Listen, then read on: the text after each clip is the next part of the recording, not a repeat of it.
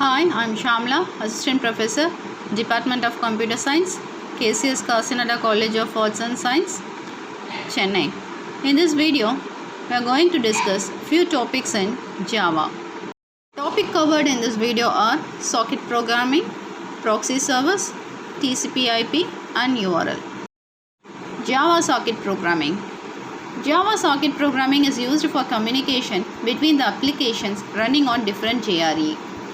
Java socket programming can be connection oriented or connectionless. Socket and server socket classes are used for connection oriented socket programming, and datagram socket and datagram packet classes are used for connectionless socket programming. The client in socket programming must know two information: ID address of server and port number. Here we are going to make one-way client and server communication. In this application, client sends a message to the server. Server reads the message and prints it. Here two classes are being used, socket and server socket. The socket class is used to communicate client and server.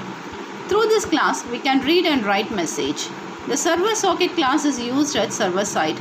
The accept method of server socket class blocks the console until the client is connected. After the successful connection of client, it returns the instance of socket at server side. The general diagram of socket. Next topic is HTTP proxy server. In today's corporate development environment, we have to deal with proxies, usually as system administrators. In most cases, the application will be configured to the system's default setting.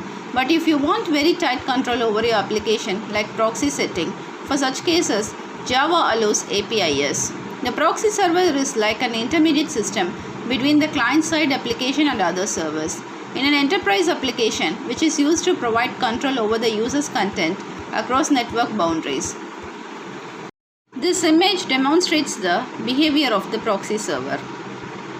The driver sends the target IP address and port number to the proxy. The proxy uses the IP address and port to open a connection to the database. Here, we will understand how to connect through proxy servers in Java.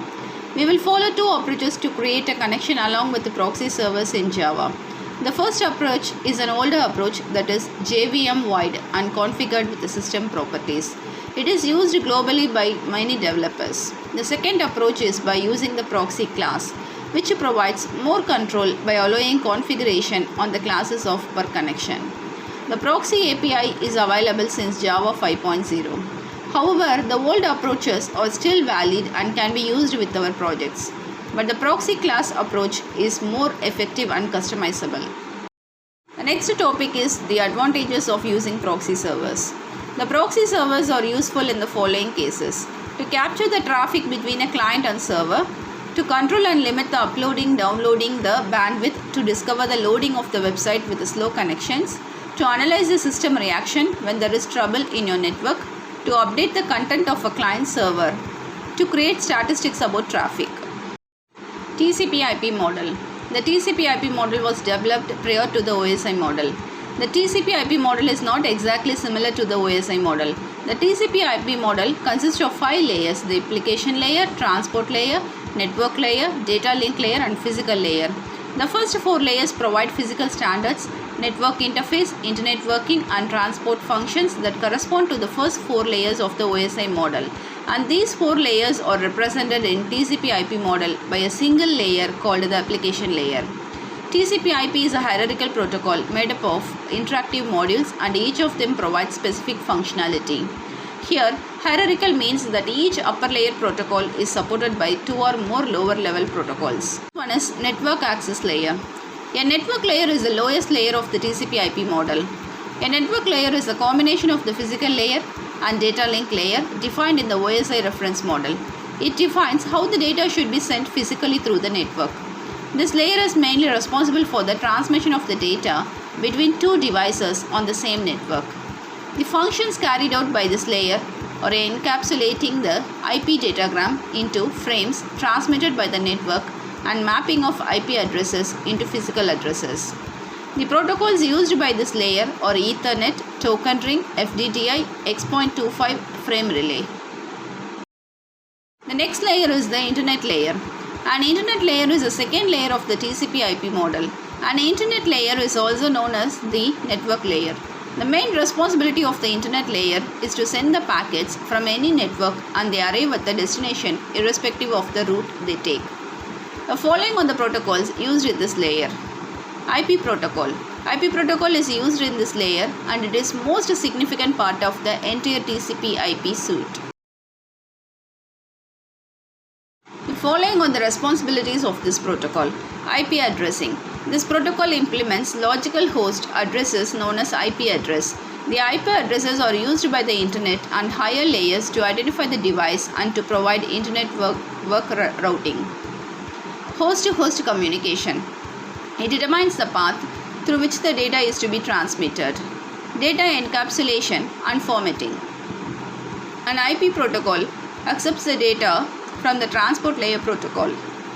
An IP protocol ensures that the data is sent and received securely. It encapsulates the data into message known as IP datagram. Fragmentation and reassembly. The limit imposed on the size of the IP datagram by data link layer protocol is known as maximum transmission unit. If the size of IP datagram is greater than the MTU unit, then the IP protocol splits the datagram into smaller units so that they can travel over the local network. Fragmentation can be done by the sender or intermediate router. At the receiver side, all the fragments are reassembled to form an original message. Routing. When an IP datagram is sent over the same local network such as LAN, MAN, WAN, it is known as direct delivery. When source and destination are on the distant network, then the IP datagram is sent indirectly. This can be accomplished by routing the IP datagram through various devices such as routers. The last topic is URL datagram. A datagram is an independent, self-contained message sent over the network whose arrival time and content are not guaranteed. Datagrams plays a vital role as an alternative. Datagrams are bundles of information passed between machines. Once a datagram has been released to its intended target, there is no assurance that it will arrive or even that someone will be there to catch it. Likewise, when the datagram is received, there is no assurance that it has not been changed in transit or that whoever sent it is still there to receive a response, and it is a crucial point to note. Java implements datagrams on top of the UDP, that is User Datagram Protocol, by using two classes. Datagram packet, that is object is the data container. Datagram socket is a mechanism used to send or receive the datagram packets. Thank you for watching this video. Thank you.